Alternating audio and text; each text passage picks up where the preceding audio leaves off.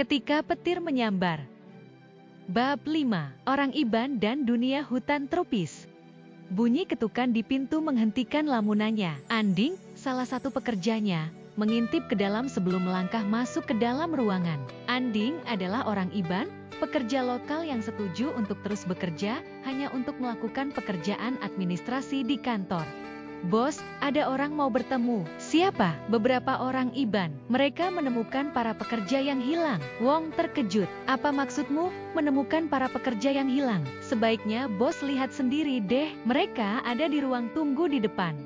Wong tidak tahu apa yang menantinya di depan. Tanpa semangat, dia bangkit dari kursinya dan berjalan menuju ke ruang tunggu di depan. Dia berhenti berjalan saat dia melihat kerumunan orang berkumpul di sana. Kecuali kelompok pekerja barunya, dia tidak mengenali orang-orang yang lain. Yang membuatnya terkejut adalah perilaku para pekerja. Mereka menatap ke langit, melakukan gerakan tanpa tujuan. Tingkah laku mereka seperti orang tidak waras. Orang-orang tak dikenal, yang dia perkirakan adalah orang Iban yang Anding laporkan. Menoleh ke arahnya ketika mereka mendengar suara langkah kaki bergema di koridor.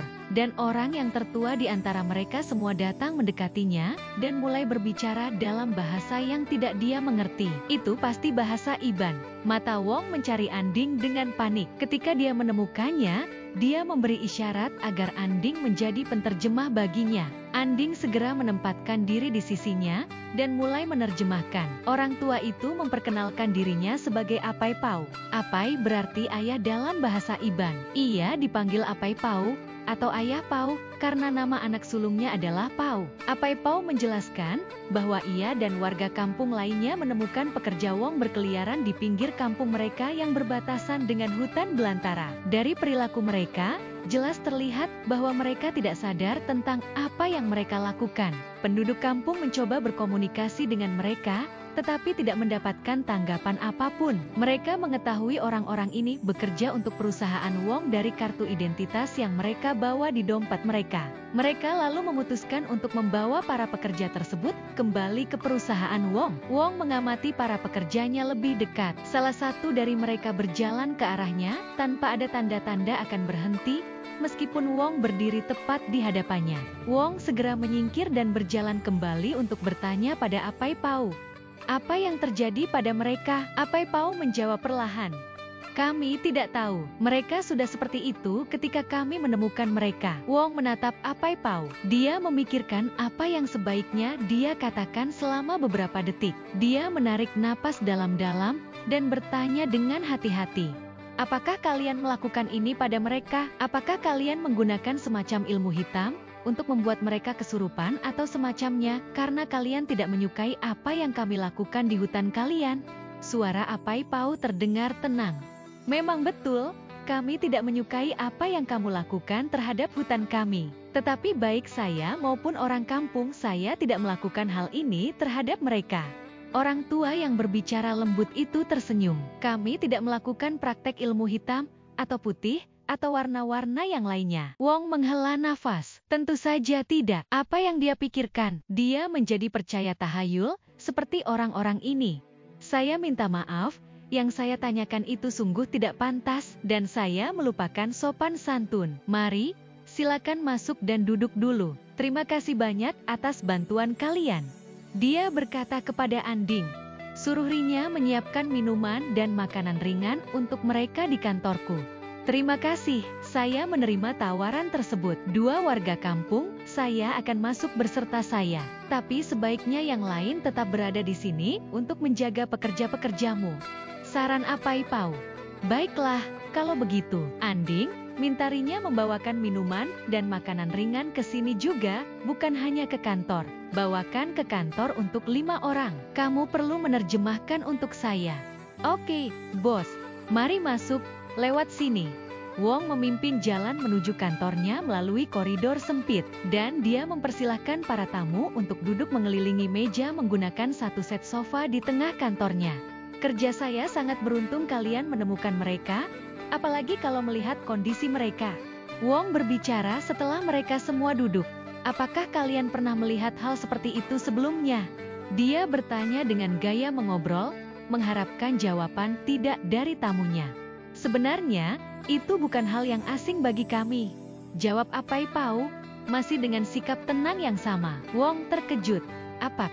Jadi, kalian tahu apa yang terjadi pada mereka? Kami tidak melihat apa yang sebenarnya terjadi, tapi iya, kami bisa menebak. Rinya menghentikan pembicaraan mereka dengan masuk ke ruangan untuk menyajikan teh bersama dengan kue-kue tradisional. Wong menunggu dengan tidak sabar sampai Rinya meletakkan semua di atas meja. Dia segera memberi isyarat agar Rinya meninggalkan ruangan. Gadi, apa yang sebenarnya terjadi pada mereka? Tanya Wong. Jiwa orang-orang itu tidak lagi bersama mereka. Bagaimana mungkin? Saya khawatir mereka bertemu dengan Antu Gerasi ketika mereka pergi ke dalam hutan. Antu, apa? Selabong, maksudnya mereka melihat hantu di hutan. Dia mungkin tidak mengerti bahasa Iban, tapi dia tahu Antu berarti hantu. Dua pemuda Iban yang menemani Apai Pau tersenyum mendengar komentar Wong. Antu yang kita bicarakan bukanlah hantu. Hantu mengacu pada jiwa orang yang telah meninggal, dan memang kami menyebutnya Antu. Kan tetapi, ada jenis antu lain yang awalnya bukan manusia. Izinkan saya mencoba menjelaskan kepada kamu tentang dunia hutan di mana kami tinggal. Tahukah kamu bahwa hutan ini, atau sebagaimana manusia modern menyebutnya sebagai hutan hujan tropis, sudah berusia lebih dari 130 juta tahun? Ya, itu benar. Kita memiliki hutan hujan tropis tertua di dunia di sini. Jauh lebih tua dari yang di Amazon, jawab Anding sebelum menerjemahkan ke Wong. Jauh sebelum manusia menginjakan kaki di pulau ini, hutan ini sudah ada di sini. Kalau kita berbicara tentang hutan, kita berbicara juga tentang makhluk hidup yang terlihat dan tidak terlihat yang tinggal di dalam hutan. Ada tumbuhan, ribuan jenis tumbuhan, hewan, juga ribuan jenisnya. Inilah makhluk yang dapat dilihat oleh mata kita. Namun ada juga makhluk yang tidak dapat dilihat oleh mata kita. Ini adalah makhluk halus. Antu adalah makhluk halus yang mengganggu kehidupan manusia. Setiap jenis antu mengganggu aspek kehidupan kita dalam hal yang berbeda-beda. Yang memakan jiwa manusia adalah Antu Gerasi, sang raksasa. Melihat keadaan anak buahmu sekarang, menurut saya, Antu Gerasilah yang mengganggu mereka. Itukah sebabnya mereka bertingkah aneh? Tanya Wong. Ya. Betul, jiwa mereka tidak lagi berada di dalam tubuh mereka. Raga mereka sekarang hanya cangkang kosong. Perlahan-lahan raga mereka akan layu dan akhirnya mati. Apa? Oh, tidak. Tidak. Jangan ada kematian lagi. Wong panik. Bagaimana mereka bisa mati? Mereka terlihat sangat sehat di mata saya. Mereka hanya... kehilangan akal. Kan? Kita tidak bisa bertahan hidup tanpa jiwa kita. Ketika kita tidak memiliki jiwa, kita sudah berhenti hidup. Keberadaan kita di dunia ini sudah tiada lagi. Tinggal tunggu waktu saja sebelum tubuh menyerah. Tidak bisakah kalian berbuat sesuatu? Bukankah kalian memiliki jimat atau ilmu santet? Atau apapun itu, salah satu pemuda Iban bergumam. Apai Pau menjawabnya dengan gumaman yang singkat. Wong menoleh ke arah Anding yang berhenti menerjemahkan dan terlihat tidak nyaman. Apa yang mereka katakan? Anding tampak serba salah. Saya tidak tahu apa yang mereka katakan.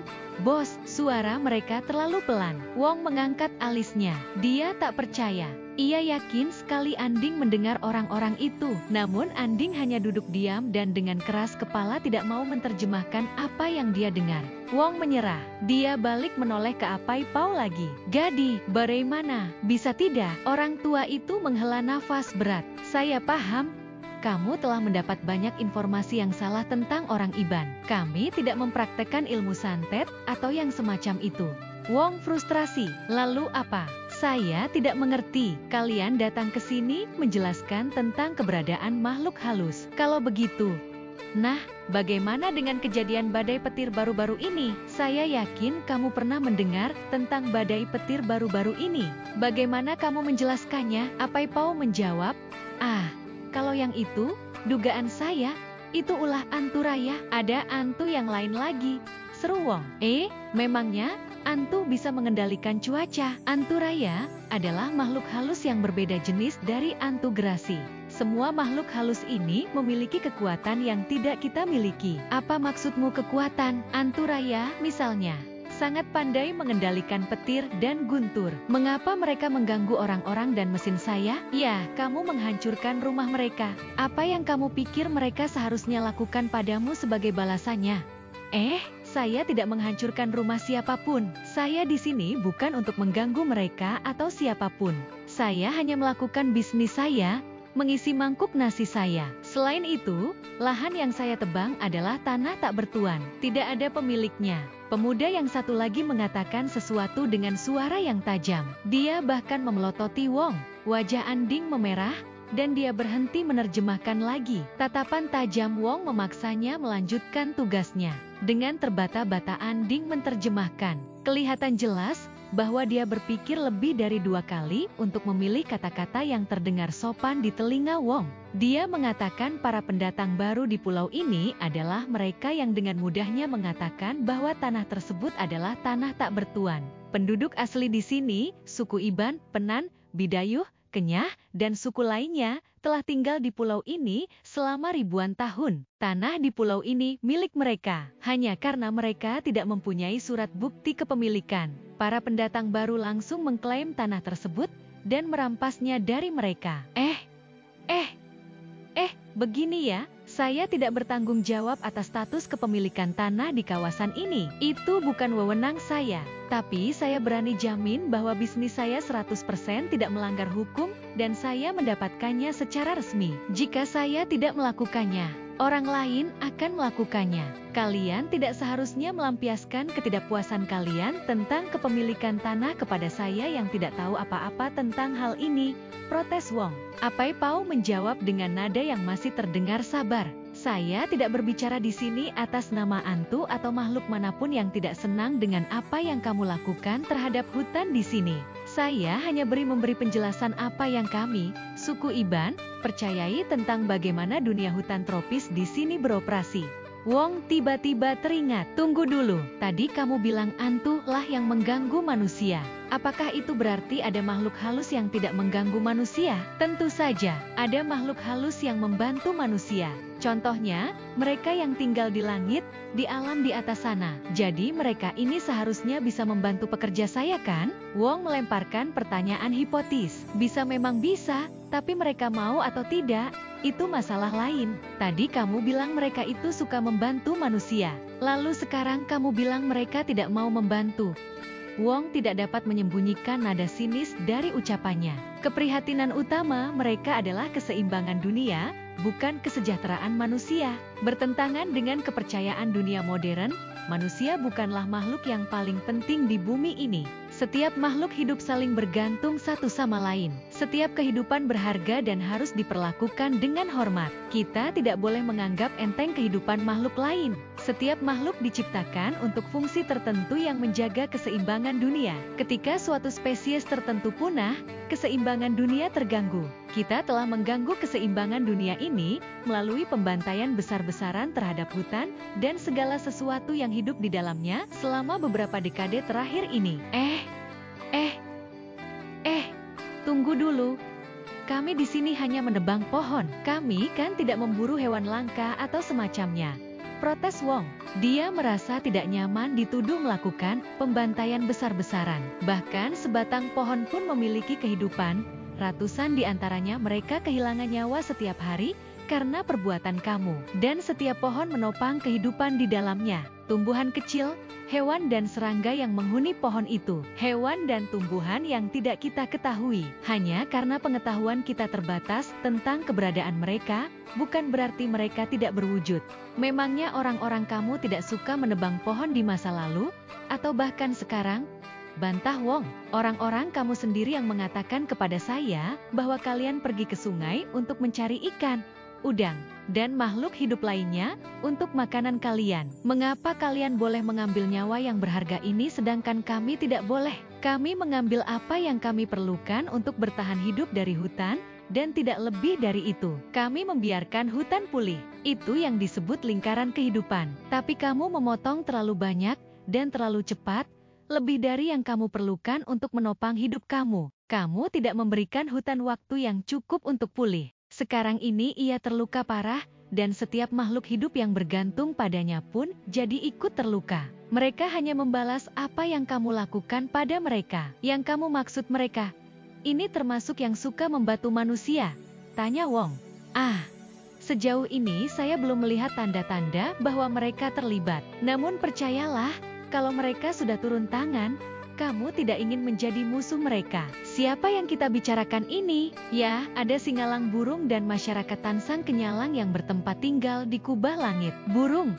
Wong menyela lagi. Kamu memuja dewa burung yang tinggal di langit. Singalang Burung bukanlah pencipta alam semesta dan seisinya. Beliau bertugas menjaga keseimbangan di dunia. Beliau juga merupakan sumber pengetahuan kami tentang cara hidup bermasyarakat, cara mengolah tanah, dan sebagainya. Beliau mengirimi kami tanda-tanda kapan mulai menanam padi, kapan panen, dan sebagainya. Maksudmu, kamu bisa menghubunginya? Wong tampak ragu. Waktunya manusia dapat meminta bantuan langsung ke Singalang Burung sudah lama berlalu. Kami tidak dapat menghubungi beliau lagi sekarang. Dari mulanya memang dirancang seperti ini. Jadi bagaimana kamu meminta bantuannya secara tidak langsung? Wong menangkap apa yang tersirat dari ucapan Apai Pau. Orang-orang langit bisa menjadi mediator antara manusia dan masyarakat Tansang Kenyalang. Orang-orang langit, Wong bingung. Astaga. Ada berapa macam makhluk halus di daerah sini? Mereka adalah makhluk halus yang pernah hidup di bumi, mengambil wujud manusia. Ketika mereka tinggal di bumi, mereka adalah contoh terbaik tentang apa yang bisa dicapai manusia. Tentu saja, mereka dapat mencapai hal-hal hebat karena mereka memiliki kekuatan yang tidak dimiliki manusia. Jadi, kamu bisa menghubungi orang-orang langit ini, bukan saya pribadi. Tidak semua dari kami memiliki karunia itu. Tapi, Manang kami bisa melakukan miring untuk meminta mereka datang. Tunggu dulu, siapa orang ini, dan dia harus melakukan apa? Manang kurang lebih adalah dukun, mediator antara dunia manusia dan dunia lain, dunia di atas dan dunia di bawah. Dunia di bawah, Wong kaget. Dunia orang mati, bos, jelas Anding. Miring itu upacara memanggil makhluk halus untuk datang. Yang dibutuhkan pekerjamu adalah seorang Manang untuk melakukan belian. Lanjut Apai Pau. Belian itu semacam upacara mengusir setan. Jelas Anding. Sebelum Wong bertanya, kita perlu merebut kembali jiwa mereka dari cengkraman Antugerasi. Apai Pau menjelaskan secara sederhana. Kalau bisa lebih cepat lebih baik. Wong tanpa sadar mengusap keningnya yang tiba-tiba berkeringat. Bahwa dia harus menjelaskan kembali penjelasan lelaki tua ini kepada keluarga pekerja membuatnya risau. Bukan saja dia tidak yakin dia dapat mengingat semua jenis makhluk halus yang Apai Pau sebutkan tadi. Dia bahkan tidak tahu bagaimana membuat mereka percaya akan keberadaan semua makhluk halus di hutan ini. Kamu tidak percaya apa yang saya katakan, kata Apai Pau setelah membaca ekspresi Wong.